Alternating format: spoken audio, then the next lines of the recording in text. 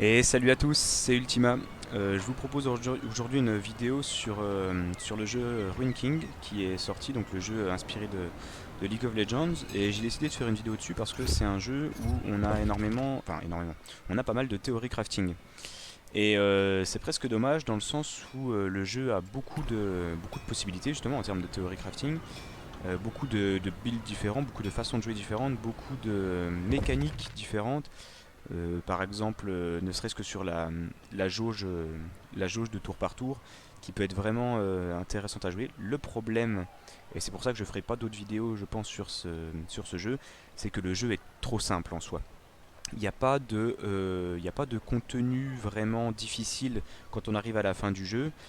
C'est un jeu où on a plusieurs niveaux de difficulté, et même quand on met en mode héroïque, les boss de fin de partie sont tout simplement trop simples. Ils sont trop simples, ils se font vraiment ouvrir en deux. Et même si dans cette vidéo, je vais vous montrer comment je bats le boss de fin en héroïque, vous allez voir qu'il y a énormément de marge. Je vais pas vous présenter tous les personnages, je vais vous présenter les trois que j'ai décidé d'utiliser, les trois avec lesquels je joue le plus. Je vais commencer par les compétences. Donc moi je joue avec Illaoi, avec Pyke et avec Yasuo. Je vais commencer avec le plus broken d'entre eux. Enfin, ouais, ça se discute, mais je dirais que c'est Yasuo le perso le plus broken du jeu. Pourquoi Yasuo, c'est un perso qui se joue donc crit damage. Voilà, c'est à peu près ça. Euh, il a des compétences qui fonctionnent sur le crit et il a aussi des runes qui fonctionnent sur le crit. D'accord, j'ai débloqué toutes les runes, donc là-dessus j'ai pas de problème, pas de choix à faire. Ces runes donnent énormément de crit. Mais bon, commençons sur les compétences. Pourquoi Yasuo est broken? Puisqu'en fait, en combinant certaines compétences et certains passifs de compétences, vous n'avez qu'à faire vent violent à chaque tour. Si vous faites vent violent à chaque tour, vous allez déjà crit, vous allez avoir 100% de crit sur ce skill.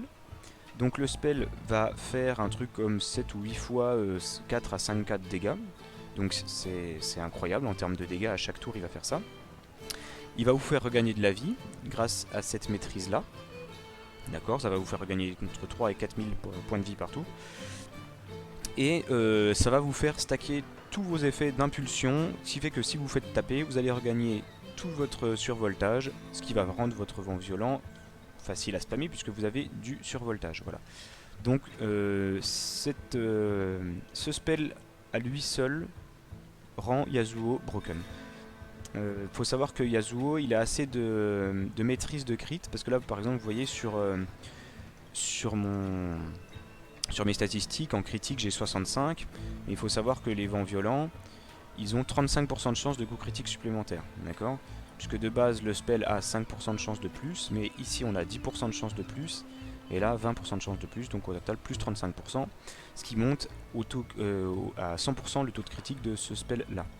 Voilà. Et de la sustain en plus. On pourrait mettre ça, puisque ça ferait des gros saignements, mais vous verrez que un peu de lifesteal c'est toujours utile, puisque on joue pas avec un perso qui est orienté vraiment healing. On a Illaoi qui permet de regagner un peu de vie, mais le fait d'avoir du lifesteal, du sustain, c'est quand même bien vu. Voilà pour Yasuo. Au niveau des autres compétences que j'utilise de temps en temps, j'utilise l'œil du Mistral, ce qui permet à Pyke d'atteindre les 100% de crit. Donc voilà, ça je l'utilise une fois en début de combat, mais une seule fois. J'utilise la rafale de vent des fois parce que ça permet de rendre un vent violent gratuit en en une seule compétence, et avec un peu de chance on rejoue et comme ça on lance le vent violent dans la foulée. Voilà, sinon le reste je ne m'en sers pas du tout. Au niveau des choix dans le passif, j'ai augmenté les boucliers de l'impulsion. D'accord. Ça, je ne l'ai pas mis. Pourquoi? Puisque on va voir dans l'équipement que je ne joue pas avec du critique sur mon stuff. On a assez de critique de base pour ne pas avoir besoin de mettre de critique dans le stuff. Donc ça, on s'en sert pas. Plus de boucliers sur les effets d'impulsion. Du survoltage sur l'effet d'impulsion. Ça, on s'en moque un peu. Et des dégâts en plus, on retire les dégâts, la pénalité de dégâts au critique. Voilà. Ça, on s'en moque aussi. Voilà. Voici pour Yasuo. Au niveau de Pyke, Pyke c'est un perso que j'aime jouer parce que il y a vraiment plusieurs façons de le jouer. Vous avez la façon furtivité critique qui consiste, grosso modo, si j'essaie de caricaturer, à faire un poignard dentelé, passer en furtif grâce à ça, et enchaîner avec une embuscade. D'accord. De temps en temps, vous chopez un effet bourreau, ce qui vous permet de lancer pillage. Et voilà, c'est d'enchaîner en fait un spell de survoltage et une embuscade. C'est un peu ça l'idée. Si vous avez beaucoup de survoltage, vous pouvez faire furtivité et embuscade dans le même tour. Ça consomme beaucoup de mana, d'accord, donc il faut le faire que quand vous avez du survoltage. Moi je préfère jouer Pyke. Alors oui, le problème de ce build là justement c'est que ça coûte énormément de mana. Je préfère jouer Pyke avec les damage overtime, ce que j'appellerai plus tard les dots damage overtime, donc les poisons, embrasement, saignement. Comment ça se joue? Ça se joue autour de 3 spells majoritairement. On a le premier spell qu'on va lancer au tout début d'un combat d'un boss, le marquer la cible, qui va servir déjà à appliquer une marque sur le boss, qui aura des effets supplémentaires, et éventuellement faire des effets bonus, d'accord. Ça c'est sympa. Mais scission magique, alors il faut savoir que les dots sont des dégâts bruts, donc c'est juste un bonus, mais qu'on n'exploite pas tellement que ça. Mais ça on s'en sert pas du tout. Et ça par contre c'est très important, augmente les chances de coup critique de Pyke de 10%. Donc Pyke de base il a 35% de coup critique. Avec ça, une fois que la cible est marquée, on passe à 45. Je vous ai parlé du spell de Yasuo, l'œil du Mistral, qui fait passer donc à 65. D'accord. Une fois qu'on a fait ça, on va dans la foulée, on va rejouer très vite. Ce spell là on le lance en célérité pour rejouer très vite. On va jouer ensuite la furtivité, enfin la plongée spectrale, pour passer en furtif, d'accord, ce qui va faire augmenter notre puissance d'attaque pour le prochain spell. C'est négligeable, mais on prend. Voilà. Par contre, ça augmente les chances de coup critique de 15% pendant un tour, et ça c'est très utile puisqu'on passe donc de 65 à 80%. 80% et on met ça aussi puisque on joue autour des damage overtime, et étant donné qu'on va jouer la plongée spectrale à chaque tour, on aura assez de mana pour ça, on va donc appliquer le poison à chaque tour, donc c'est un poison en plus. Voilà. Et une fois qu'on a posé la marque, tous les tours ça va être plongée spectrale suivi de émondage. L'émondage génère à lui seul 16 points de survoltage, c'est énorme, d'accord.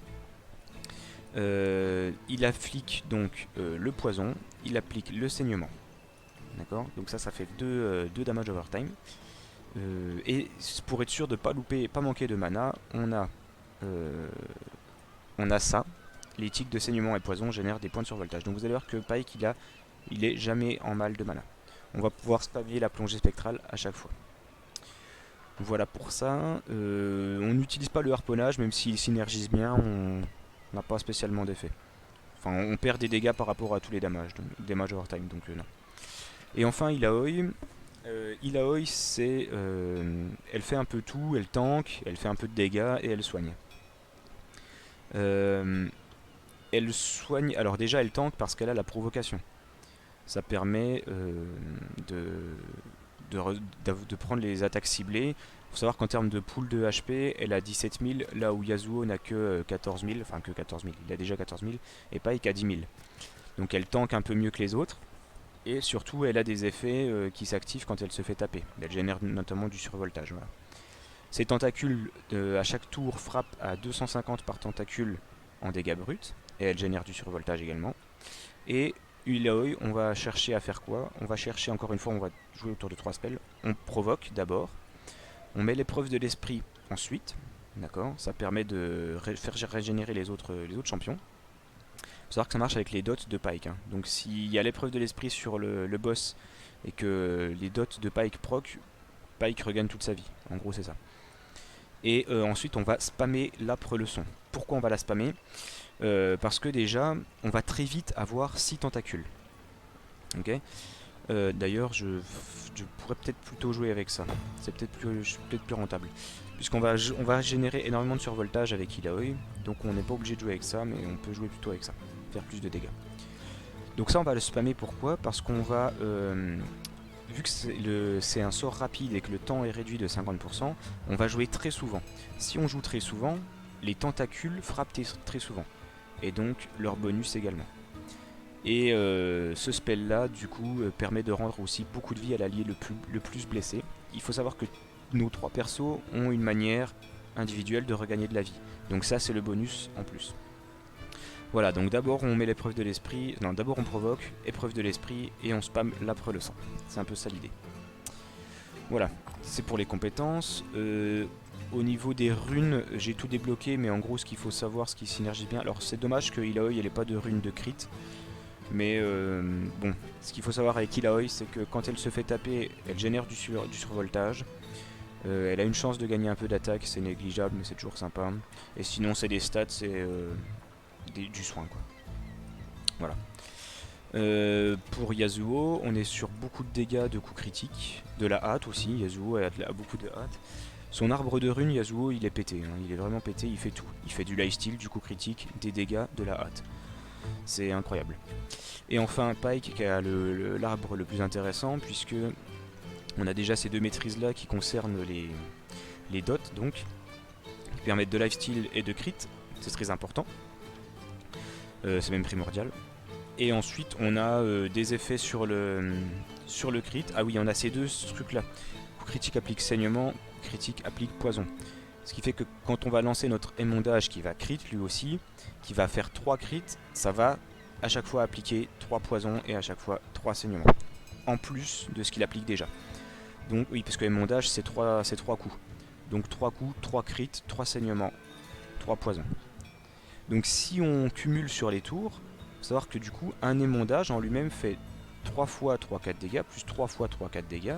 Donc c'est insane un peu les dégâts que ça fait. Et tout ça, ça peut crit. On a aussi du lifesteal avec ça, c'est toujours le bienvenu. Voilà. Voilà. Au niveau du stuff, alors pour Ilaoi, on joue avec beaucoup de dégâts, puisque elle a beaucoup de tankiness dans ses runes. Donc on joue avec essentiellement des dégâts pour qu'elle soit quand même relevant au niveau des dégâts. Au niveau de mes enchants, j'ai mis à chaque fois l'endurance et la puissance d'attaque. Voilà, enfin pour Ilaoi j'ai fait ça, pour vraiment des stats purs. Ça vaut pas le coup de la jouer crit, je pense que ça vaut vraiment pas le coup de la jouer crit, il faut qu'elle garde quand même ce côté un peu tanky. Pour Yasuo, pareil, pas de critique, alors il en a sur son arme légendaire de base, mais en fait étant donné qu'il a déjà le maximum de critique sur le spell qu'on souhaite, on n'a pas besoin de mettre des anneaux de critique, donc on joue avec 2 stats, dégâts supplémentaires et endurance. C'est tout ce qu'on cherche, ça lui permet d'avoir voilà, 14 000 HP, 14 000 d'attaque, 100% de crit. Alors le passif de la lame tempête est vraiment naze, honnêtement, les 817 de dégâts bruts, tous les 10 effets, qu'est-ce que c'est nul, je comprends pas que ça soit aussi peu, enfin bref, après, pas très grave. Et encore une fois, voilà, héroïsme défenseur, endurance, puissance d'attaque. Pour Pyke, par contre, on investit un peu dans le critique sur les 2 items là. Ça lui permet, voilà, à eux deux, les items donnent un truc comme 3 de crit en plus, c'est toujours bien, plus des dégâts. Faut savoir que voilà, Pyke il a entre guillemets que 10 000 HP, et c'est pour ça que je joue avec l'anneau du hibou ici plutôt que l'anneau d'écrasement. L'anneau d'écrasement à lui seul me redonnerait presque 5% de crit, mais regardez, je perds énormément de vie, quoi. Là je passe de 6500 à 10 037. Même si Pyke il a la furtivité et que Ilaoi est le tank, c'est quand même pas beaucoup si on a que 6500 HP sur un fight comme Viego par exemple. Ici on est content d'avoir la pléboragie qui inflige un saignement en plus, enfin une chance d'avoir un saignement en plus sur notre émondage. Et on a mis l'héroïsme pour, encore une fois, de la tankiness et de l'attaque. J'aurais pu mettre l'enchant de crit également, mais je préfère, voilà, 10 000 HP, c'est le seuil que je me suis fixé, pour que Pyke ait quand même un peu de survivabilité. Pardon. Et l'enchantement sur Draktar, on a choisi la fournaise, puisque encore une fois ça fait 1 dot en plus, là où 230 d'attaque, je suis pas sûr que ça aurait fait la diff. Voilà, un petit 20% de chance de faire un embrasement, c'est le bienvenu. Voilà, donc on va passer à une petite phase de gameplay face à Viego en mode héroïque. C'est parti. Nous n'avons qu'une seule chance. Si on n'arrête pas... Allez, le combat contre le boss de fin. Donc Viego en mode héroïque. Il aura 150k HP, oui voilà, 155 000 HP.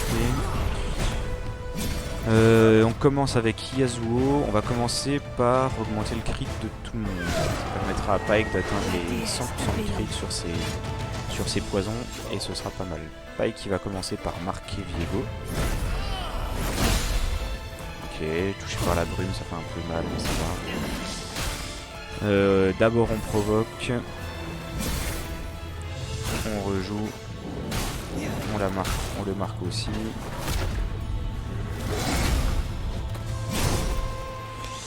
Une fois qu'il est marqué, on se met furtif. Et là on va commencer à accumuler les effets de crit. Et on devrait avoir pas loin de 100% de crit.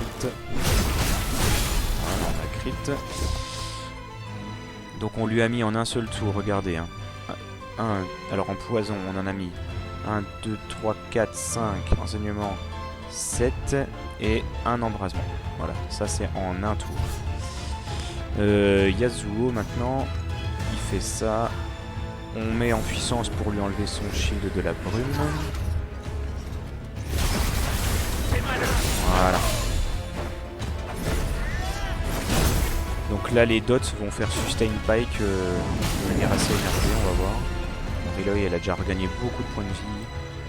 Maintenant qu'Illaoi elle a provoqué et qu'elle a mis ça, on va juste spammer l'âpre de son. On la spam en célérité pour que ces tentacules frappent le plus souvent possible de manière passive. Vu qu'elle joue plus souvent. Voilà, Pyke est low en points de vie, mais dès que Viego va jouer, il va prendre très cher. On va essayer de voir les dots, combien il va en prendre. Et Pyke va regagner beaucoup de points de vie. Voilà. Là, il a pris un truc comme 20 000. Et Pyke, il a régénéré.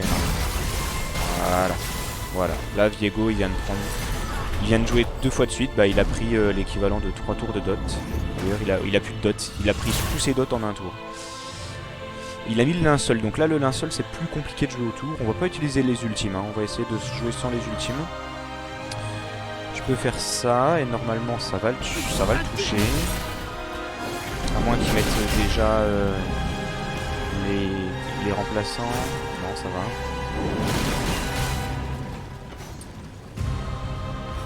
Alors, je crois que je pourrais pas le toucher avec ça. Je vais faire ça du coup. Ouais, ça va.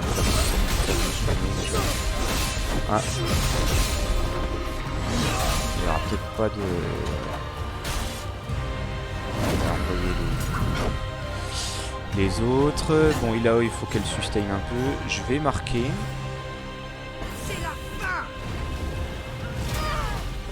Ok, on va regagner quelques HP. Yasuo, il va s'occuper de... Alors vu qu'il a du voltage, il va directement lancer le vent violent. On va essayer de one-shot MF. J'aurais peut-être dû la mettre en puissance. Mais ça va. Ok, t'as marqué Harry, donc tu vas mettre ton poison sur Harry.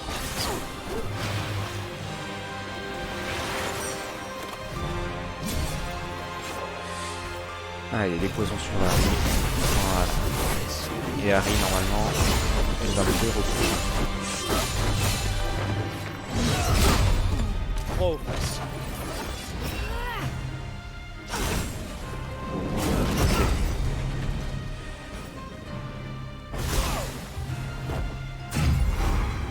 Ulti de Brome, ça devrait aller.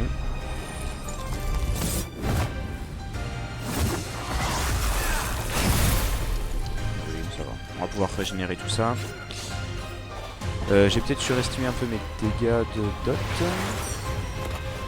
Donc je vais mettre ceux-là sur Brome. Voilà.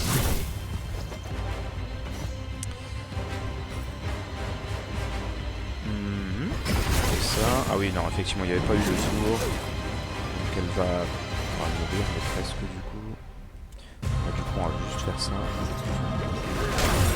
La déesse.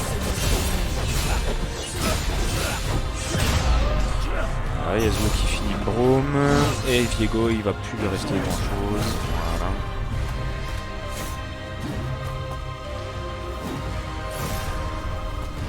Il se met un shield. Il va jouer, mais Pyke va jouer avant lui. Est-ce que Pyke peut le one shot? Il est toujours marqué normalement, ouais. Voilà. Il a 20 000, ah il a 13 000 de shield. Ça devrait pas le tuer en un tour. Non, ça l'a pas tué largement pas.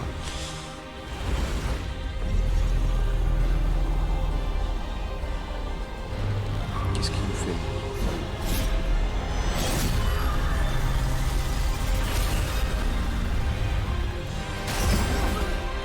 Ok, très bien. Illaoi, elle va cogner. Et Yasuo, il va le finir. Hop, en célérité. Ah bah même pas. On a les notes. Et c'est fini. Voilà. Donc vous avez vu les sources de dégâts, c'est surtout Yasuo Pyke.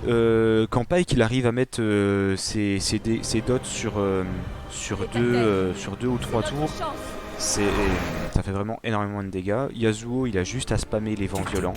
Il n'y a pas de... Il n'y a pas d'autre problème. Il